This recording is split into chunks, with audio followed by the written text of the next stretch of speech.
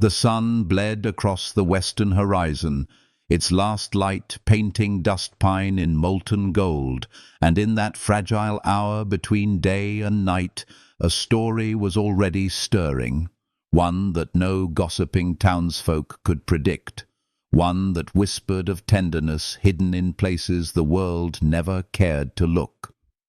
The town was small, its saloon doors swaying tiredly, its shopkeepers shuttering their windows, its dogs nosing the dust for scraps.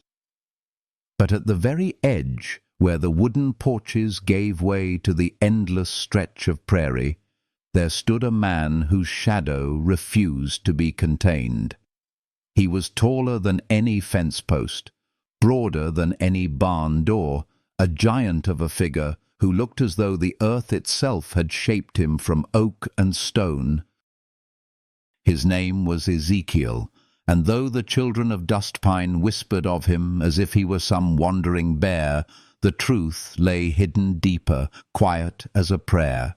His heart, vast and aching, was gentler than the hands that kneaded the town's bread or stitched a child's doll. From the moment he drew breath, Ezekiel had known what it meant to be different. His childhood was a patchwork of outgrown clothes and nervous stares, of classmates who refused to wrestle, of girls who stifled giggles behind gloved hands when he tipped his hat. Whispers followed him like burrs clinging to a horse's mane. Imagine waking up to that face every morning. What if those hands lost their calm? They said it with a smirk, but each word left a bruise. Still, Ezekiel endured, because what else was a man to do but labor harder, pray longer, hope against reason that kindness could someday outweigh fear. By the time he reached 30, loneliness had rooted itself into his bones like a winter chill. The laughter of families spilling from church steps pierced him sharper than any blade. He wanted what seemed so simple for other men: a wife to share his table, children to teach, a home warmed not by fire alone, but by voices filling the silence. Yet each time he asked, each time he dared to offer his steady heart, the answer came like the slam of a door. No, too big, too frightening, too dangerous. And yet, even as rejection carved deep lines into his soul, Ezekiel never lifted his voice in anger, never curled his hands into fists. He built fences strong enough to withstand storms, carried grain that would bow 2 men's backs, and knelt by his bedside each night to whisper healing words into the dark, asking God to grant him patience. But patience wears thin when years slip past, when hope becomes a flickering candle ready to gutter out. Still, he whispered his plea into the quiet. If there is one woman who might see beyond this frame, beyond this giant's body, let her find me. Give me a sign. The sign, though he did not know it, was already moving quietly through Dustpine's streets. A baker's daughter with flour on her hands and eyes sharp as a sparrow's. She watched him from shadows and windows, saw the way he bent to soothe a wounded pup, the way his shoulders slumped when laughter cut like glass. But Ezekiel, heavy with silence, only saddled his horse and carried his prayers into the horizon, unaware that change had already begun its slow, gentle work. And perhaps that is how healing often comes, not in grand gestures, but in quiet shifts, in the unnoticed turning of a season, in the way the heart beats softer when it senses the nearness of something it has longed for all its life. If this story stirs warmth in you, if it feels like fresh bread offered to weary hands, I invite you to linger with it. Share your thoughts in the comments, let your heart's voice be heard, and subscribe so the next chapter of love's unfolding can find you when you least expect it. Every like, every small gesture becomes part of the journey, a gentle reminder that even in a world of doubt, connection is possible, and love, like the dawn, always returns. And so the tale of the giant and his unseen future bends forward toward a moment of cruel rejection that would change everything.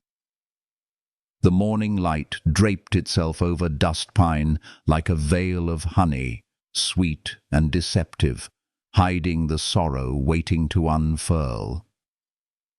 Ezekiel rose with the sun, his massive hands lingering over a small, carefully wrapped package lying on the rough-hewn table. For months he had denied himself small comforts, a new pair of boots, a trip to the saloon, even a proper meal, saving instead for something delicate, something beautiful, a gift that might speak louder than his thunder-deep voice ever could. Inside the parcel rested a hair comb, polished smooth, its bone surface etched with tiny flowers so intricate they looked alive in the light. It was, to Ezekiel, more than a trinket. It was the shape of his hope, the tender proof of his longing, the token he believed might bridge the gulf between the man he was and the love he prayed to find. He had rehearsed the words until his throat ached with them, softening the rumble of his voice into something near a whisper, practicing kindness in every syllable so he would not frighten her. He had trimmed his beard, pressed his only coat, and prayed that Lydia, the rancher's golden-haired daughter, might see not his shadow, but his steady light. The streets of Dustpine bustled faintly as he made his way to the mercantile. Lydia was already there, perched gracefully on the bench, laughter spilling from her lips like a bell, her curls shining brighter than the morning sun. The sight of her made Ezekiel's chest tighten with a mixture of reverence and fear. He stood for a breath, clutching the gift, then stepped forward, each footfall heavy as though the earth itself tried to anchor him. Conversation stilled at his approach. Lydia's friends froze, their polite smiles brittle, their eyes betraying the same unease the town always reserved for him. Still, he pressed on. "Miss Lydia," he began, voice low and careful, "I was hoping I might have a word." His hands, large enough to cradle a calf, trembled as he extended the parcel. Lydia unwrapped it slowly, curiosity flickering across her delicate features. The comb caught the sunlight, drawing gasps from her companions. For the smallest of moments, Ezekiel dared to believe. Her blue eyes widened, her lips parted as though she might soften. But then came the ice.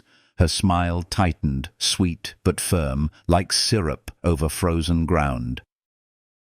"This is very kind," she said, her voice wrapped in politeness that cut sharper than cruelty.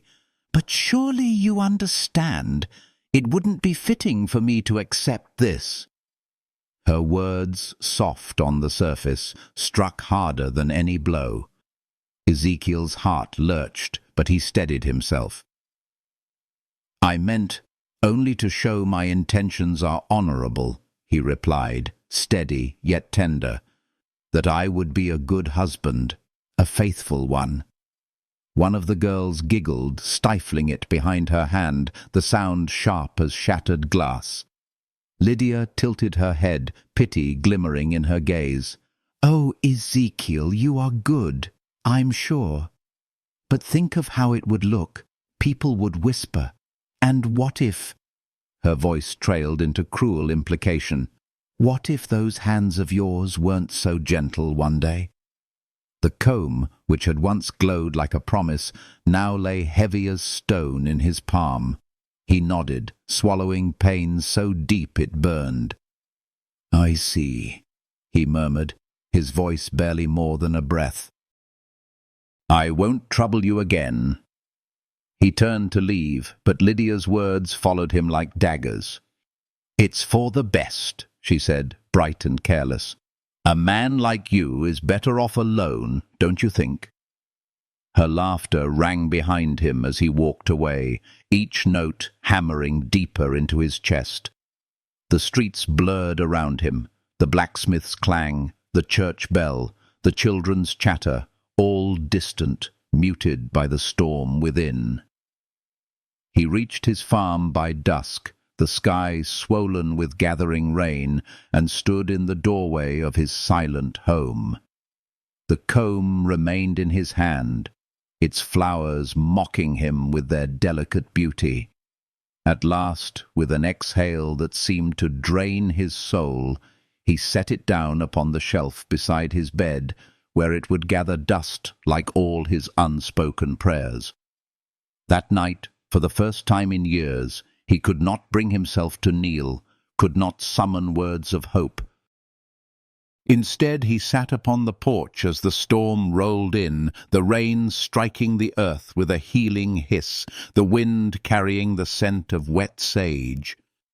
Somewhere, unseen, Miriam's eyes had watched, her heart stirring with compassion he did not yet know. The thunder broke across the prairie, but it was not only a storm that had come to Dustpine. Change, quiet and unseen, was already on its way, carrying with it the fragile promise that wounds, even deep ones, might yet find their healing. And through the sorrow of rejection, a path was opening that would soon lead him into a meeting destined to alter the course of his lonely days. The days after Lydia's rejection stretched like an endless plain beneath a winter sky, vast and silent, each hour a weight Ezekiel carried without complaint. He drowned his ache in labor, repairing fences until his palms blistered, breaking horses until sweat stung his eyes, chopping firewood until his muscles throbbed with the dull rhythm of exhaustion. Yet no matter how heavy the work, the emptiness inside him remained, a quiet shadow following each step, curling close when the sun fell and the house stood too silent. At night, the storm's memory lingered, the echo of rain tapping against windows, whispering of healing he could not yet accept. He did not pray. He simply sat with the ache, his giant's body still and alone on the porch, while the prairie stretched out before him like an ocean of unanswered longing. But life, persistent and tender, often brings warmth in places the heart least expects. One evening, as dusk draped Dustpine in shades of violet and grey, Ezekiel's path carried him past the bakery. Lantern light glowed through its windows, soft as a benediction, spilling golden warmth onto the street. The scent of fresh dough and cinnamon drifted into the cold air, an aroma that stirred something quiet within him, like a memory of comfort long denied. He rarely entered town after dark, but his pantry stood bare, and though he would not admit it, he craved more than flour and salt. He craved a reminder that sweetness still lingered in the world. The bell above the bakery door chimed as he ducked beneath the lintel, his massive frame momentarily filling the doorway as though he might block out the lamplight itself. Inside, the shop breathed of hearth and home. Jars of preserves gleamed on shelves, and loaves cooled on wooden racks, their crusts burnished with care. Behind the counter stood Miriam, sleeves rolled, her hands dusted white with flour, her brow damp from the oven's steady heat. She looked up when she heard him, and in that moment something shifted. Unlike the others, her gaze did not dart away, did not narrow with suspicion. She met his eyes directly, her expression calm, steady, almost tender. "Evening, Ezekiel," she said, as though his presence were the most natural thing in the world. The sound of her voice, untroubled and kind, spread through him like balm on a wound. He felt his chest loosen, his breath catch in something dangerously close to gratitude. "Evening, Miss Miriam," he answered softly, his thunderous voice tempered into a near whisper. "Just need flour and salt, if you've got it."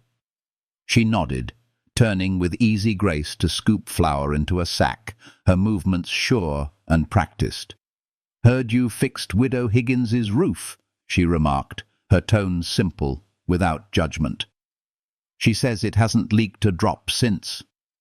Ezekiel blinked in surprise. Few ever noticed the quiet things he did. Fewer still mentioned them.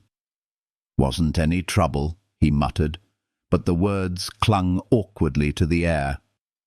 Miriam's hands continued their work, tying the sack with clean precision, then measuring salt.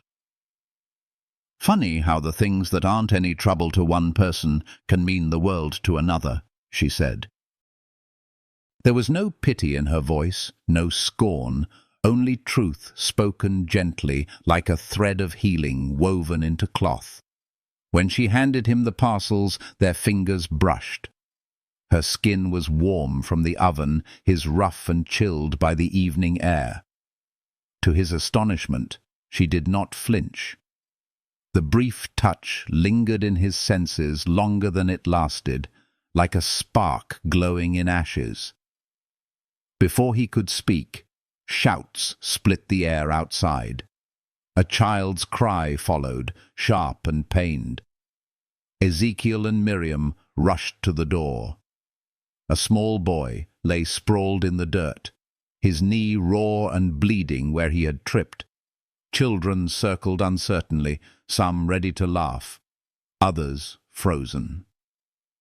Ezekiel strode forward, his shadow scattering them like startled birds. The boy froze, wide-eyed at the giant looming above him. For a heartbeat, Ezekiel hesitated, his great hands hovering uselessly. Then he bent slowly, kneeling until he was eye-level with the child. "Looks like you took a spill," he murmured, his voice deep but soothing. "Mind if I take a look?" The boy sniffled, then nodded. Ezekiel examined the scrape with care, his massive fingers impossibly gentle. "Not so bad," he said with calm assurance. Reaching into his pocket, he drew out a peppermint stick, the kind he kept for the ranch dogs, though he never truly gave it to them. He snapped a piece, offering it to the boy. "Here. Sweet makes the hurt less sharp." The child's tears eased as he tasted the candy, and in a sudden burst of gratitude, the boy threw his small arms around Ezekiel's neck. The embrace was fierce and fleeting, and then the child darted back to his friends. Ezekiel remained crouched, stunned, the warmth of the hug lingering against his skin. When he rose, he found Miriam standing on the bakery steps, her arms folded, her expression unreadable. Then, softly, she said, "You're good with children." Her words, simple as they were, sank into him like rain into parched soil. He shrugged, suddenly awkward. "They're honest," he replied. "Easier to talk to." Miriam studied him for a long moment, before nodding toward the parcels still resting on the counter. "You forgot your things." When he returned to take them, she added, almost abruptly, "My father's taken ill.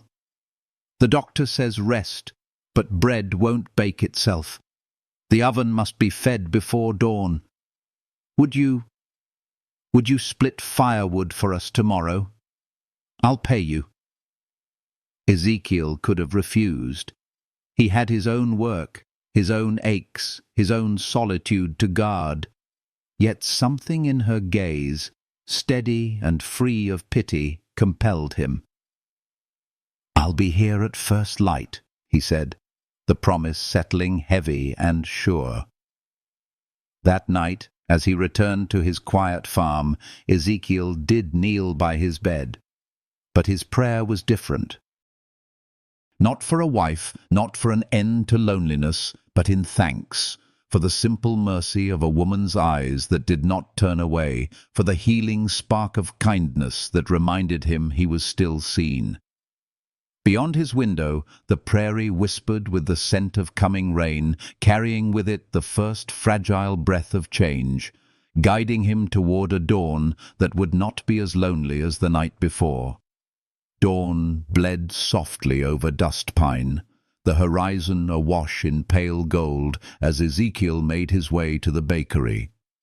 The streets were hushed, lanterns still dim in shuttered windows, roosters only beginning their morning chorus.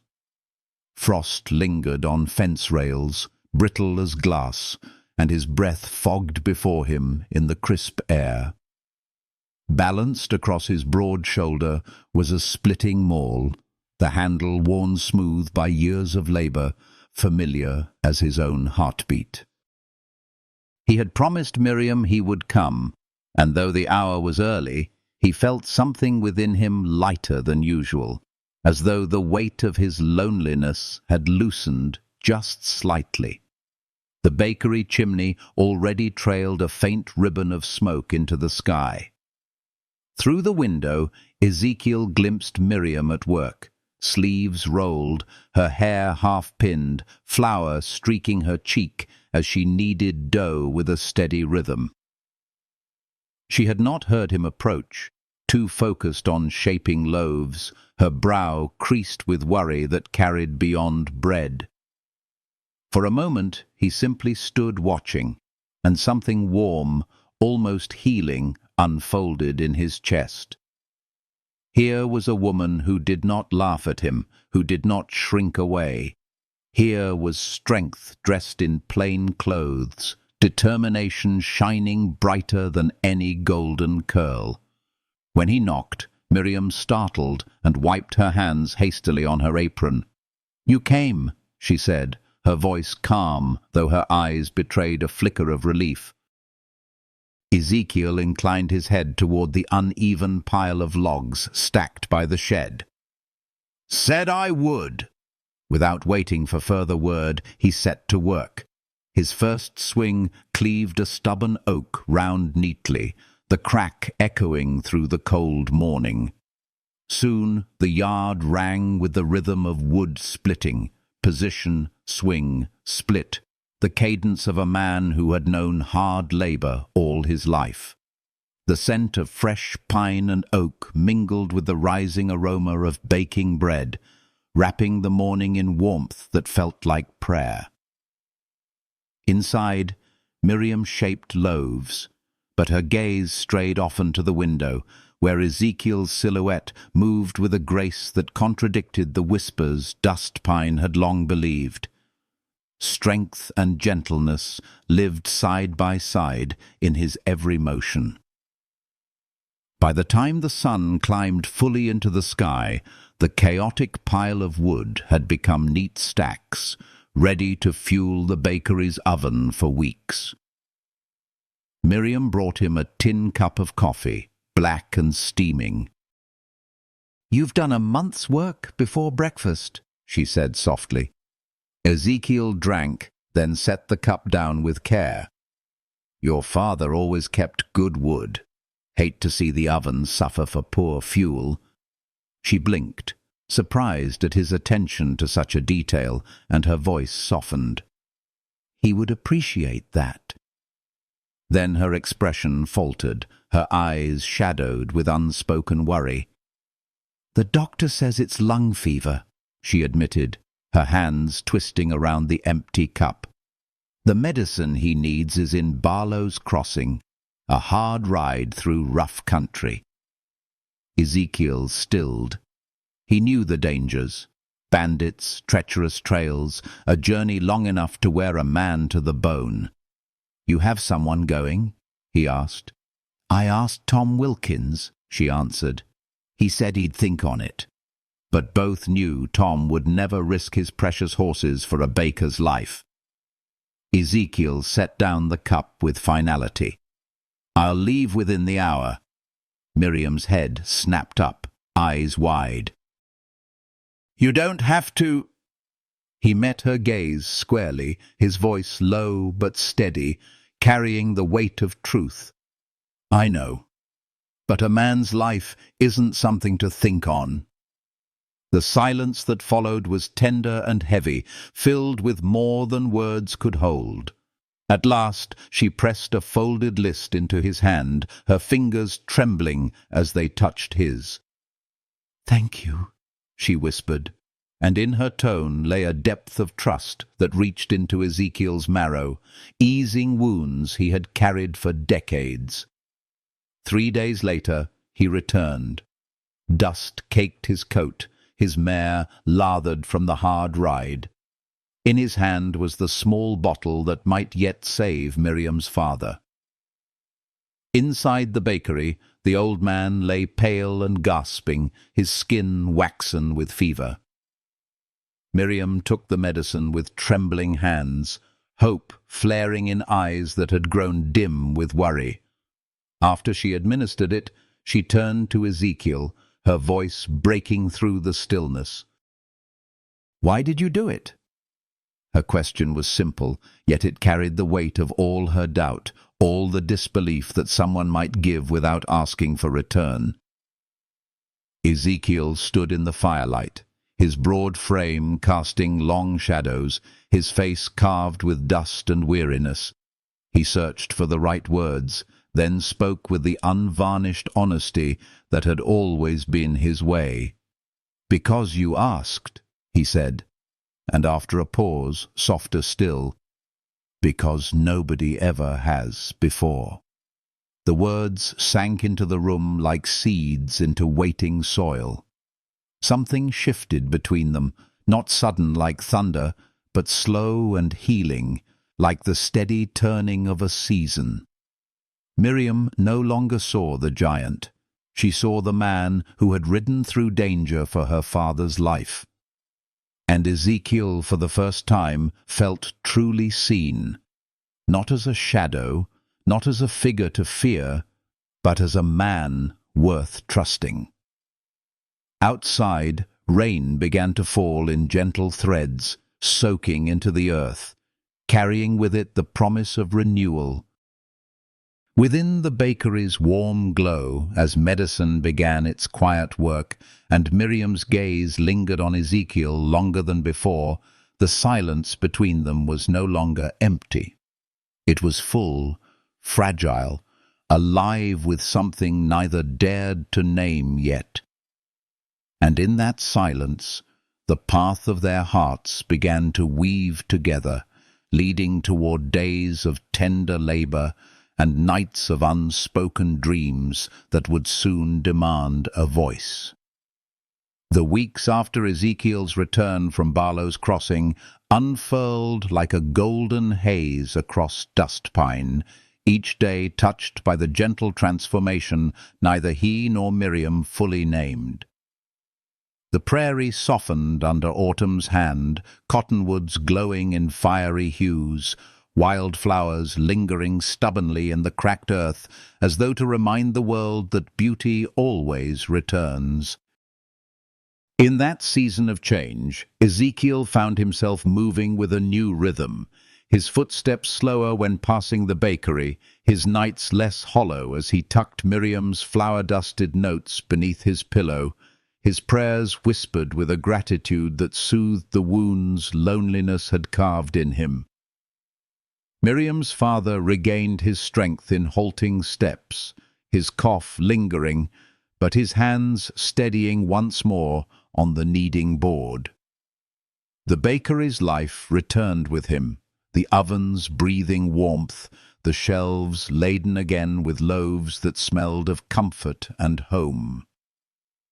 Yet in the old man's eyes there was a new weight, a careful watching that did not miss the way Ezekiel's voice softened when he spoke to Miriam, nor the way her eyes followed him even after he left the shop. One morning, his voice gravelly from illness but steady with intent, he mentioned to Ezekiel that the barrels by the creek were empty and Miriam had gone to fetch water. It was not merely information, it was an invitation, quiet and deliberate. Ezekiel found her by the bend of the creek, where cottonwoods leaned over the banks and leaves whispered to the current. She knelt on a flat stone, skirts gathered around her, loose strands of hair catching the light like threads of spun copper. She had not heard his approach, her focus fixed on the water, her fingers trailing absently through its cool surface before she dipped her bucket.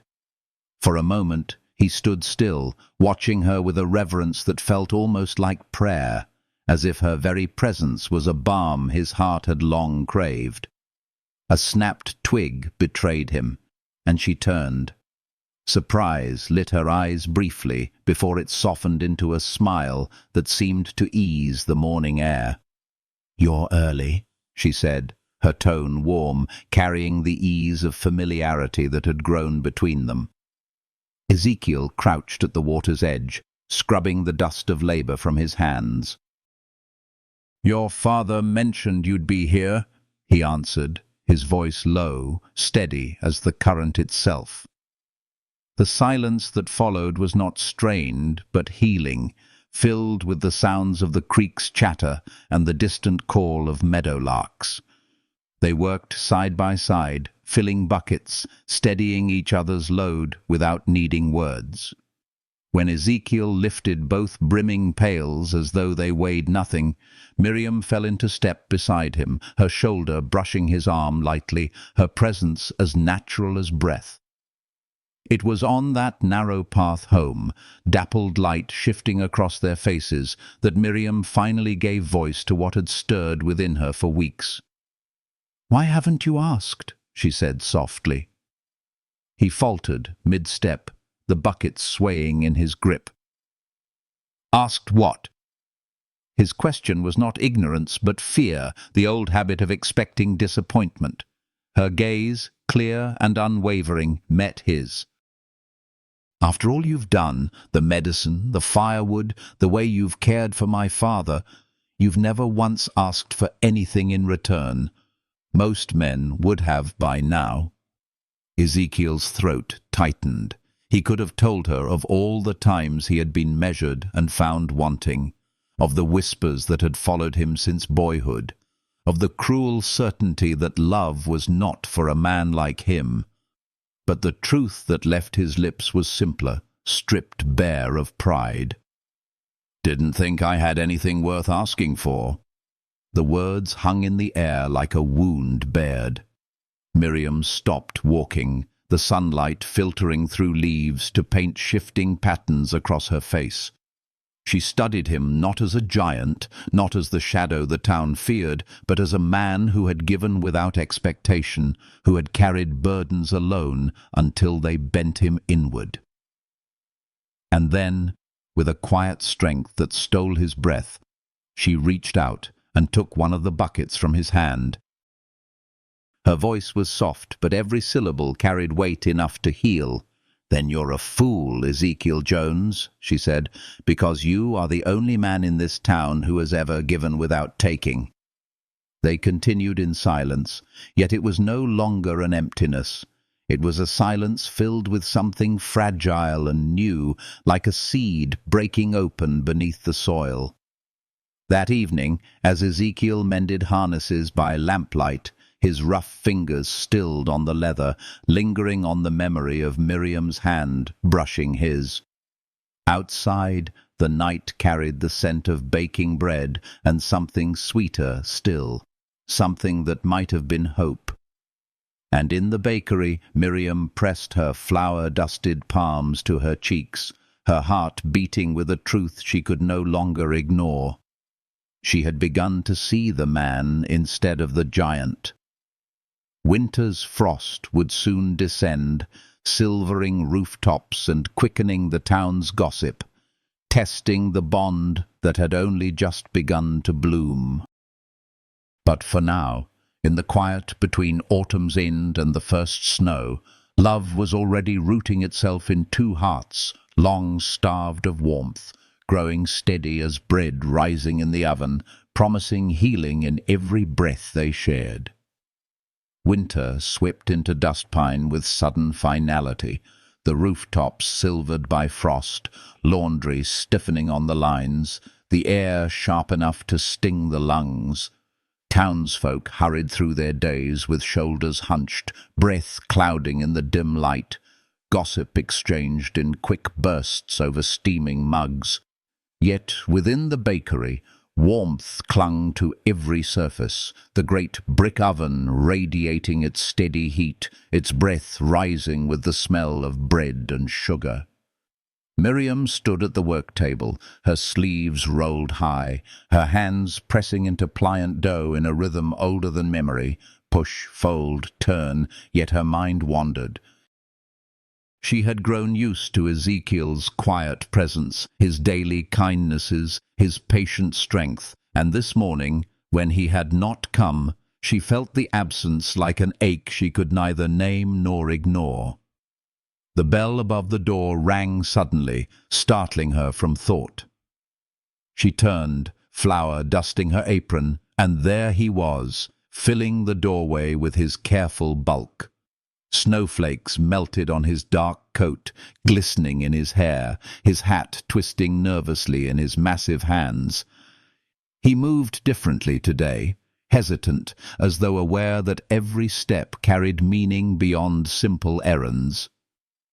"Morning, Miss Miriam," he said, his voice roughened by cold and something deeper. She answered before she could stop herself. "You're late," and then flushed at how tenderly sharp the words sounded. A shadow of a smile touched his lips, quickly gone. "Had something to tend to," he murmured. He glanced toward her father, dozing softly by the hearth, then reached into his coat and produced a bundle wrapped in brown paper. "For you." When she unfolded it, heat warmed her palms even before she saw the gift. A loaf of bread, yet not like any she had baked.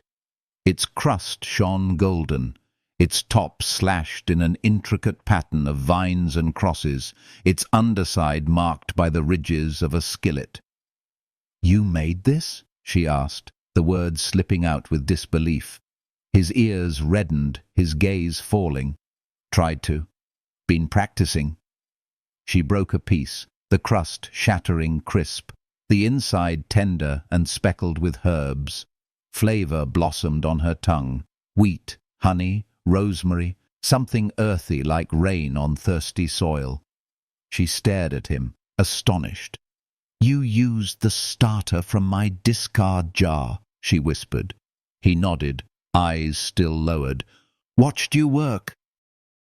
"Figured if I could read tracks, I could learn this." His voice faltered as he added, "Wanted to give you something you couldn't buy. Something that meant as much to you as—" He stopped, but the unspoken truth hung heavy between them.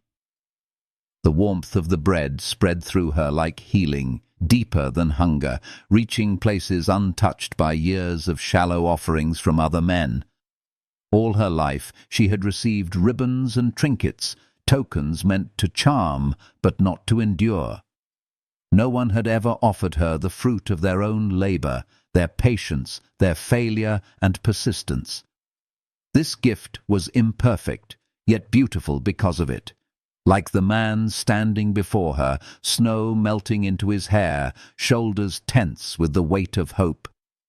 Her father coughed in his sleep, and Ezekiel took a half-step back, retreat tugging at him like a tide. "I should go," he said, the words sharp with restraint. But from her lips came the quiet plea before she could think. "Stay. The snow's heavier now." "At least wait until it passes." He shook his head, pain threading through his voice. "I can't." His chest rose and fell as though each breath cost him. At last he lifted his gaze, dark eyes burning, and spoke with all the courage he had gathered in 30 years of silence. "Miriam, I need to ask you something, and I need you to answer true." The air thickened, the scent of yeast and wood smoke turning almost overwhelming. She set the loaf carefully aside, her heart pounding against her ribs. Ezekiel did not kneel, did not reach for her hand. He only stood there, steady as the earth itself, snow dripping from his coat, his voice trembling with reverence and fear. "Would you let me court you? Not may I or will you, but would you let me?" A question carved from humility, as though he expected refusal even after all they had shared. Miriam's vision blurred, her throat tightening. She thought of the cruel laughter that once echoed in the street, of the comb gathering dust on his shelf, of the giant who bent himself smaller each day to fit a world that feared his shadow.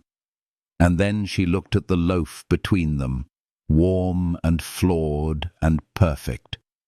Her answer rose not from duty, not from pity, but from the deep well of truth she could no longer silence. "Yes," she said, and the word trembled like a hymn. For the first time in his life, Ezekiel wept.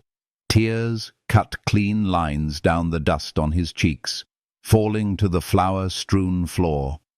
And in that sacred moment, within the healing warmth of bread and firelight, love, patient and long-starved, finally found its voice. Beyond the windows, snow drifted heavier, muffling the world, wrapping dust pine in a hush that felt like blessing. And within that hush, two hearts began their journey toward a springtime no winter could keep from coming. Spring unfurled across dust pine in a riot of wild flowers and birdsong, the prairie blooming as though the earth itself celebrated the quiet revolution taking root in two hearts. Each Sunday after church, the townsfolk watched with a mixture of disbelief and wonder as Ezekiel Jones walked tall and unashamed beside Miriam Kaufman, her small hand tucked into the crook of his massive arm, as if it had always belonged there. Whispers rippled like wind through grass, some cruel, some curious, but all unable to deny the sight of them together. For Ezekiel, every step with her at his side was an act of healing, each glance she cast him a reminder that love could bloom even in the stoniest soil. Their courtship was not marked by finery, but by quiet acts that spoke louder than jewels. Ezekiel arrived at dawn with offerings that bore the mark of thought rather than wealth. A new hinge for the bakery's oven door, a sack of vanilla beans bartered from a passing merchant, once even a tiny lemon tree whose blossoms perfumed the shop with the promise of distant summers.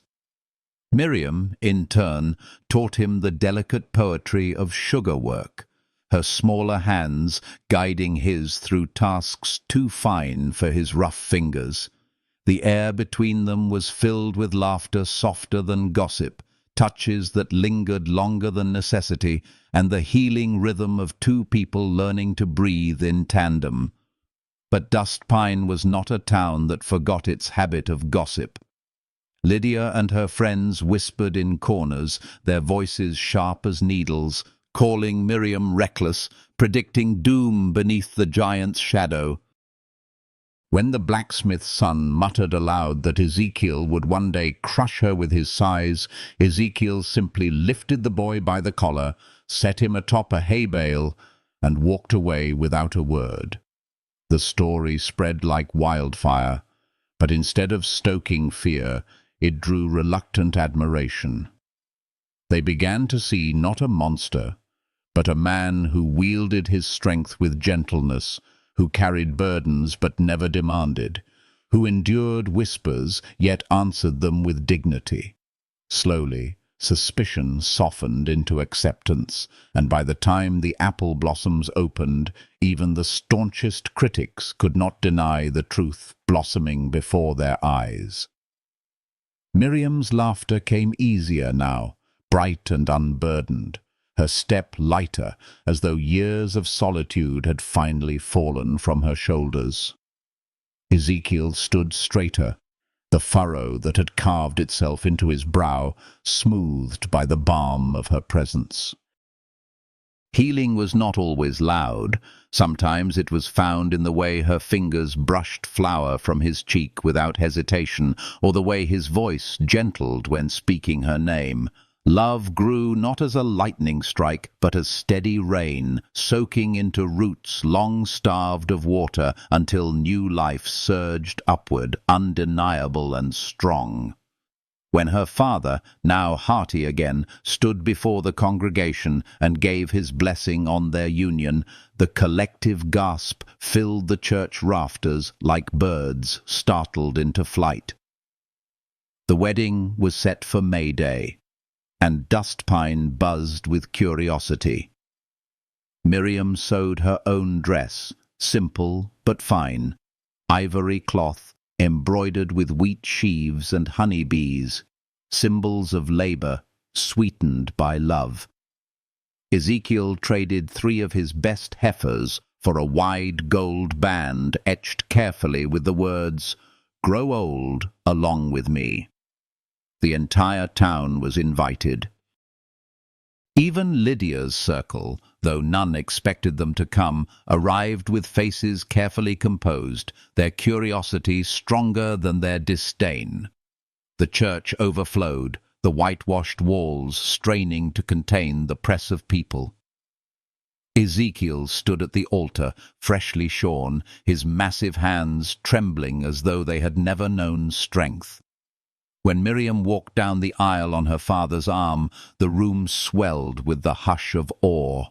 Her plain beauty outshone every ribbon, her calm dignity silenced every whisper. Ezekiel's eyes brimmed with tears, as though the years of loneliness had all broken open at once. When the preacher pronounced them man and wife, Ezekiel bent carefully, reverently, to kiss his bride. The congregation erupted in cheers so thunderous they startled sparrows from the eaves.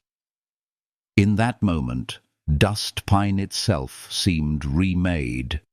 The same town that once turned its back on the giant now clapped and wept for the tenderness it had finally been forced to see.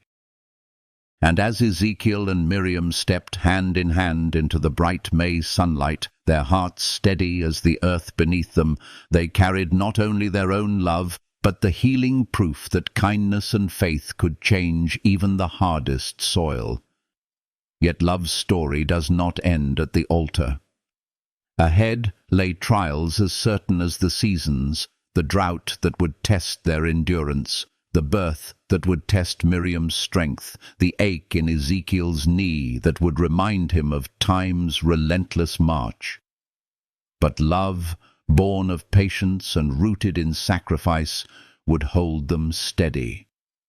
Through it all, the bakery's ovens would glow, filling Dustpine with bread that carried not only the taste of flour and fire, but of healing, devotion, and the unshakable truth that love, once planted, could weather every storm.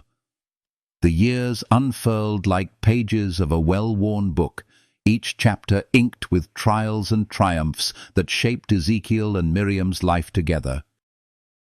Their wedding had been only the first step. What followed was a life of labor shared, laughter endured, and sorrows met hand in hand.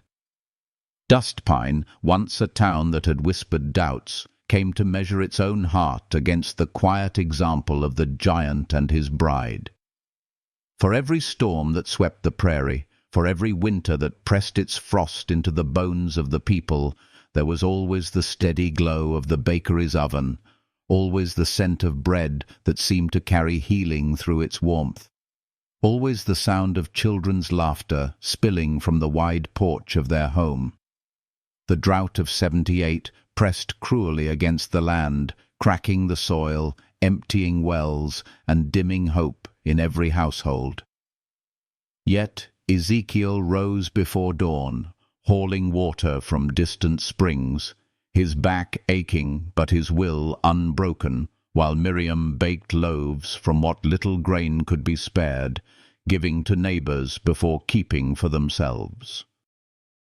In those lean days, hunger prowled like a shadow, but Dustpine endured, bound by the example of two souls who refused to let despair claim the town. Healing came not in abundance, but in the sharing of little things, one loaf stretched between many, one strong hand steadying another. Then came the birth of their first child, Samuel, a night of terror when Miriam's cries split the stillness and the midwife shook her head in fear.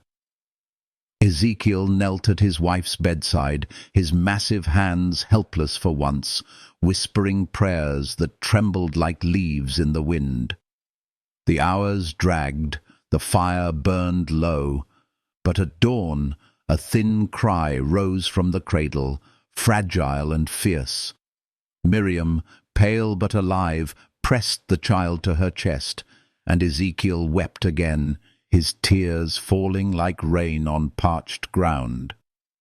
That moment, tender and raw, became the cornerstone of their love, the knowledge that even in pain, life could bloom, and in blooming, heal. Years deepened their bond, shaping them into something stronger than either had been alone. Ezekiel's knee ached in the rain. Miriam's hands grew calloused with work, but their days were threaded with joy. They built not only a home, but a haven, where neighbors found welcome, where orphans tasted bread that reminded them the world still held kindness, where weary travelers paused to marvel at the sight of a gentle giant, teaching small children to shape dough into stars and hearts. Their love became less of a story and more of a legend, one told in whispers by strangers passing through. The tale of the giant cowboy and the baker's daughter who had turned gossip into blessing, fear into trust, loneliness into belonging. By the time grandchildren clattered across their porch, their hair white as the frost that once heralded sorrow, Ezekiel and Miriam had woven their love into Dustpine's very foundations. At dawn, Ezekiel still rose, his body slower, but his heart unchanged, to bake a single loaf for Miriam, the recipe he had first practiced in secret, crust marked with slashes carved by love's patience. Miriam, her hands gentler now, still pressed flour-dusted palms to her cheeks whenever she looked at him, her heart forever seeing the man within the giant. And when they sat together in the twilight, hand in hand, watching the prairie burn with sunset, the silence between them was no longer empty. It was full, luminous, a silence that healed. So their story closes not with an ending, but with the kind of beginning that lasts beyond years. The truth that love, when rooted in kindness and nourished by patience, becomes a harvest that no storm can destroy. And perhaps that is why their tale still lingers, because it reminds us that even the loneliest heart can be seen, even the heaviest soul can be lifted, and even the most unexpected love can grow into a legacy. If this story warmed you like fresh bread on a winter morning, I invite you to let your heart speak.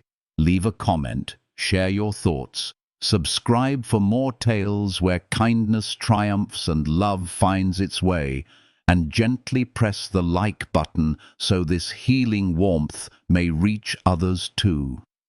Every small gesture keeps the fire burning, every voice becomes part of the story.